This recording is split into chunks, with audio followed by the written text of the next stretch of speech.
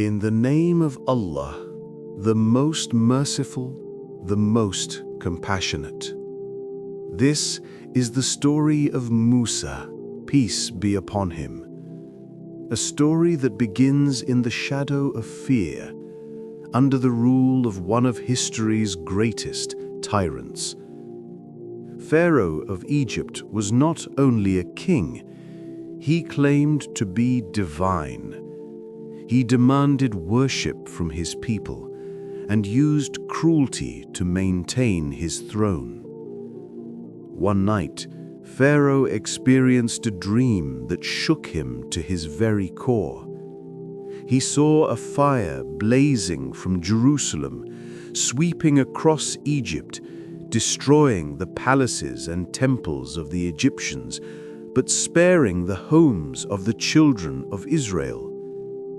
Terrified, he called his priests and magicians to interpret it.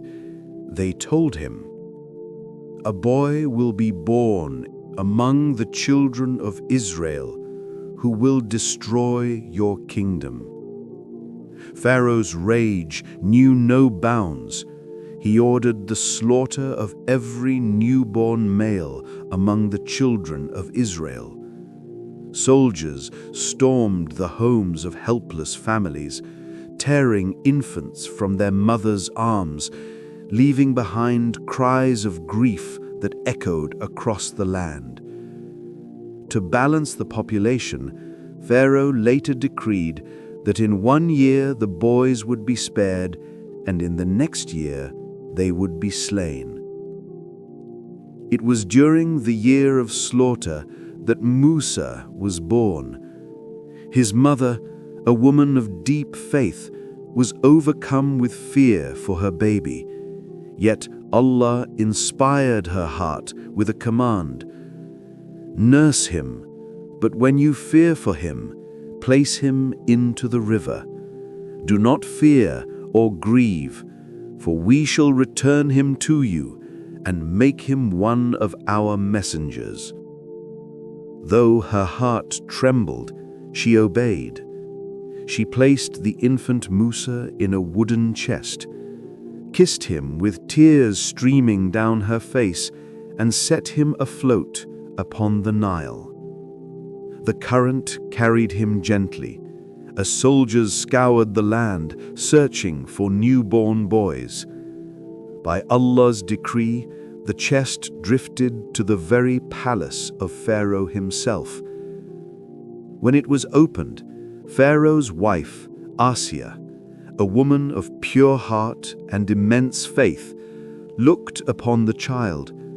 Love filled her heart instantly.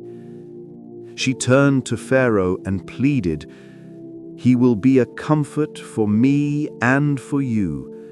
Do not kill him. Perhaps he may benefit us, or we may adopt him as a son." Against his own decree, Pharaoh allowed the boy to live.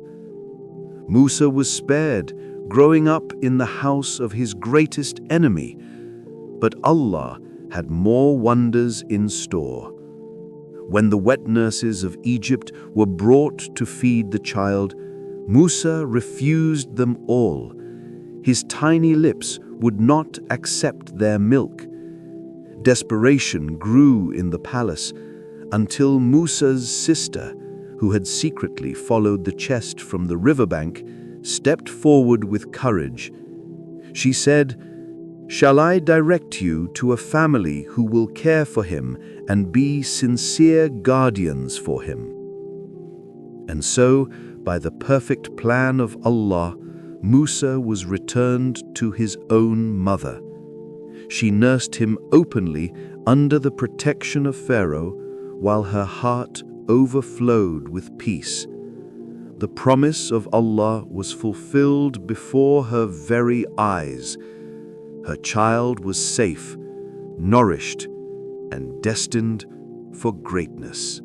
Musa fled from Egypt with urgency, traveling through scorching heat and barren desert. Alone, without provision or guide, he whispered prayers with every weary step. "My Lord, Save me from the wrongdoing people.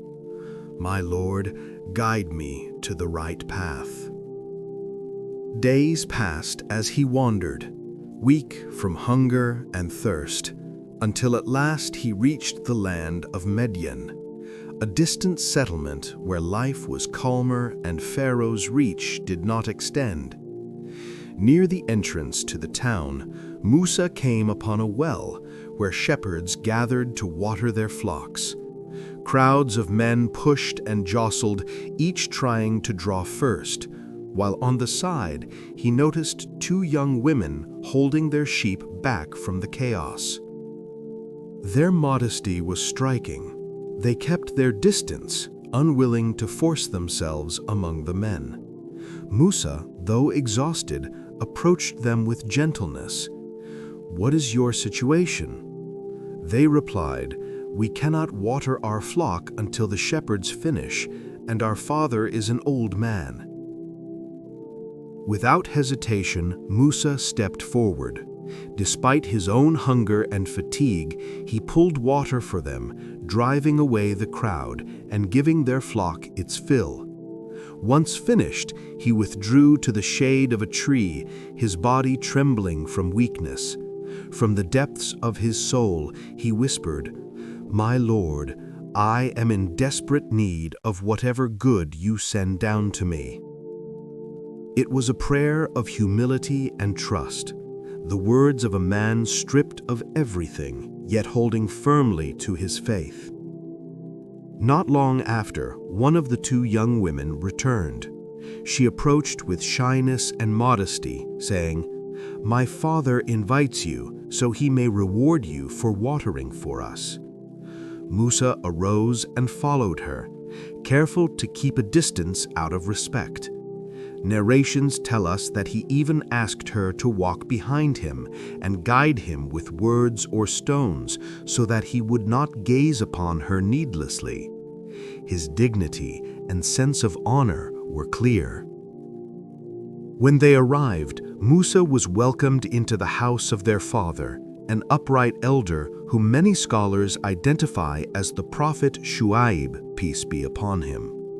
Musa recounted his story, his upbringing in Pharaoh's palace, the killing of the Egyptian, his fear of Pharaoh's wrath, and his escape across the desert. The elder reassured him, saying, "Do not fear, you have escaped from the wrongdoing people." One of the daughters then spoke with sincerity, "O my father, hire him. Indeed, the best one you can hire is the strong and the trustworthy." She had seen his strength at the well and his honesty on the road. The father turned to Musa with generosity and said, "I wish to marry you to one of these two daughters of mine on the condition that you work for me for 8 years. But if you complete 10, it will be of your own goodwill. I do not wish to make this hard for you. You will find me, if Allah wills, among the righteous." Musa accepted the offer with clarity and relief. "This will be between me and you. Whichever of the two terms I fulfill, there will be no injustice upon me, and Allah is a witness over what we say." And so Musa was married and settled in Madyan. After years of fear and wandering, Allah granted him safety, family, and dignified work. For 8 and perhaps 10 years, Musa labored as a shepherd.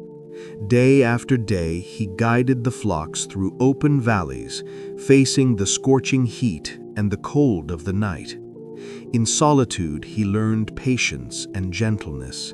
In hardship, he built strength and perseverance. And in silence beneath the stars, he drew closer to his Lord. These were not wasted years. They were years of preparation, years in which Allah was shaping him into a prophet, building within him the patience of a shepherd, the humility of a servant, and the courage of a leader.